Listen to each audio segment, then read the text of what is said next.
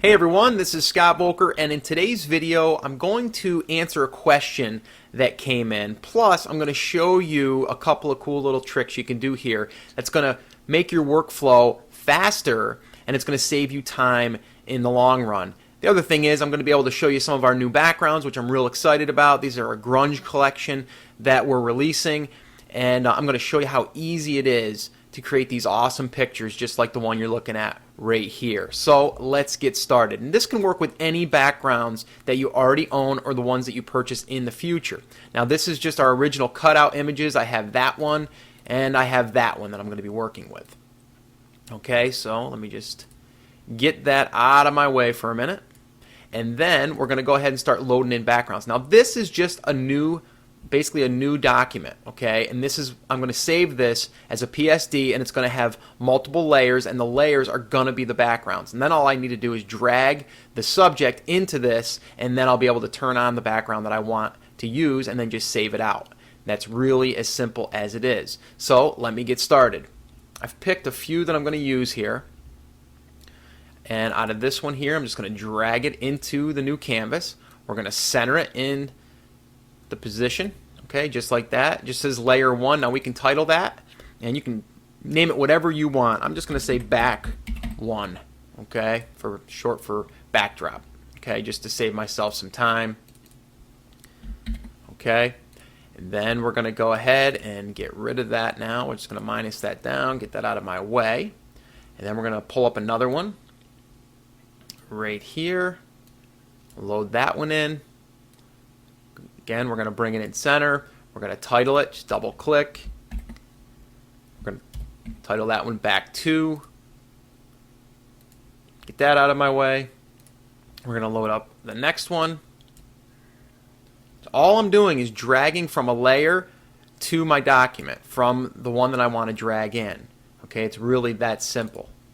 A lot of people don't know how to get 2 images into one image, and this works the same way. You basically just open up 2 images at once. You got, like right now we have this open, and then I'm basically just opening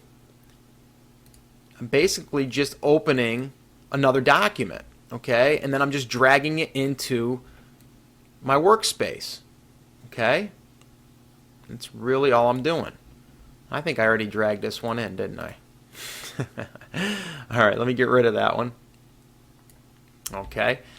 Let's get this out of the way, and let's see, this one here, I don't think I did. Yeah, that one I didn't. Okay, I like working on this one, so I'm just going to drag it into position, and we have 4 so far loaded in there.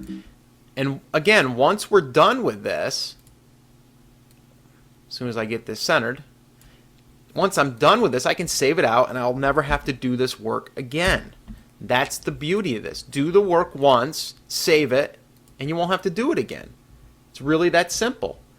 The other one was this one here. This is the one that you were looking at when I first pulled up the image of my daughter, Alexis. She was in the first picture. I'm going to work with that one. So there we go. We've got 5 backgrounds loaded right over here.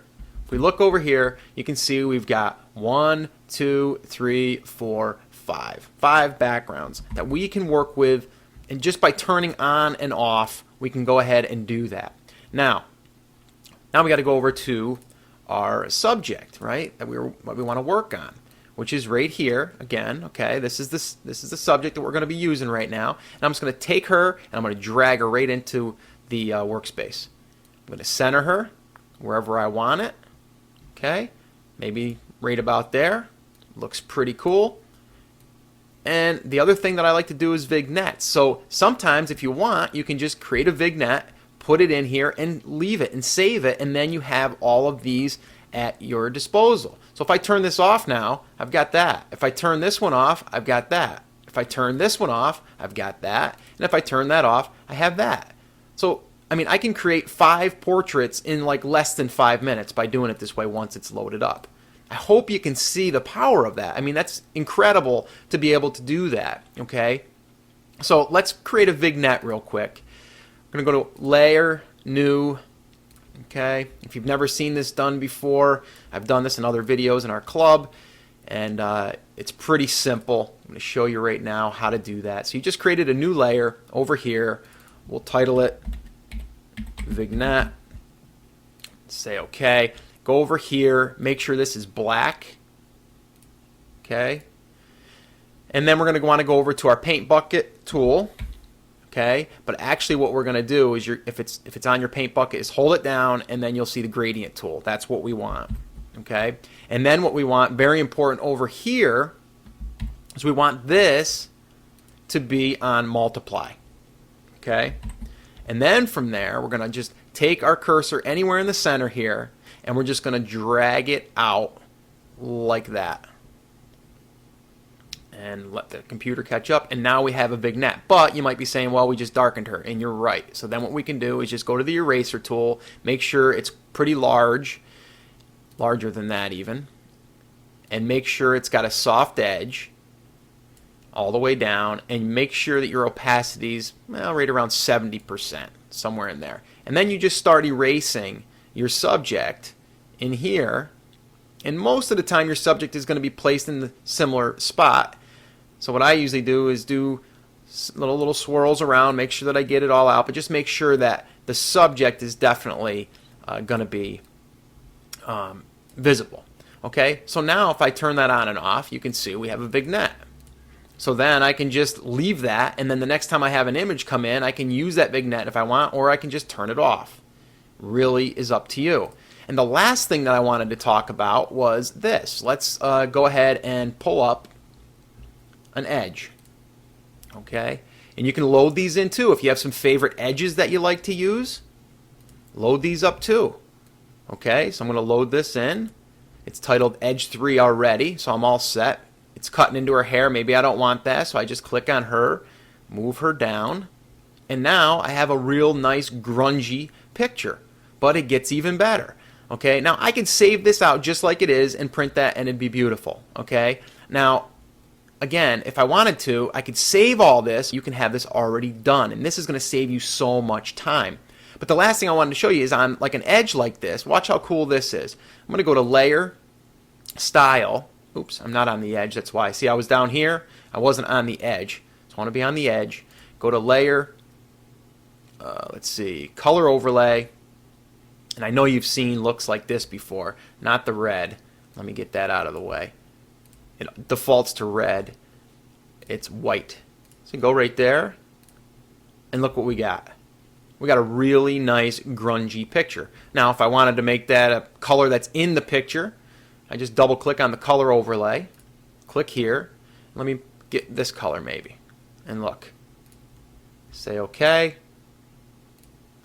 and look what we got. Okay, you may want that, you may not. Maybe you like the black, maybe you like the white. It's endless on what you can do with digital backgrounds. I hope you can see that here. And I also hope you see that there's a huge advantage of loading them up like this so we can save it out and then come back and just basically turn on and off backgrounds. Now that didn't look good without that, but like this here. This, and this, and this, and this, and this. Okay, and it's as simple as this. Let me take her now and get rid of her. Everything else here is still saved in this document. I just go to File, Save As, and then I title it whatever I want. In this case, it's already titled Grunge Backgrounds PSD, and I would save it. And then I would just come back and always use that as my template. All these would still be loaded up. And you can do 20 of these if you want. You can do as many as your heart desires, okay? And the last thing I wanted to show you is, again, let's say you have a different subject. Maybe it's a boy now. Well, let's go over and turn on the boy. Let's turn her off, and we're just going to drag this into the document. And now, look, we have another subject that we can do in these backgrounds, and we can turn on and off what we want and what we don't want. Make sure that they're on top, obviously, up there.